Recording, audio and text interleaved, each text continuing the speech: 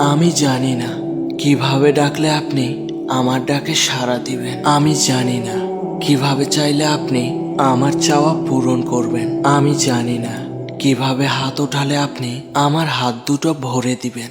আমি জানি না কিভাবে দোয়া করলে আপনি আমার দোয়া কবুল করবেন। কিন্তু আপনি তো আপনার গুনাহগার বান্দার অন্তরের সব কথাই জানেন। ইয়া রব, আপনি তো অন্তরটাই দেখেন এবং আপনি তো বলেছেন তোমরা আমাকে ডাকো, আমি তোমাদের ডাকে সাড়া দিব।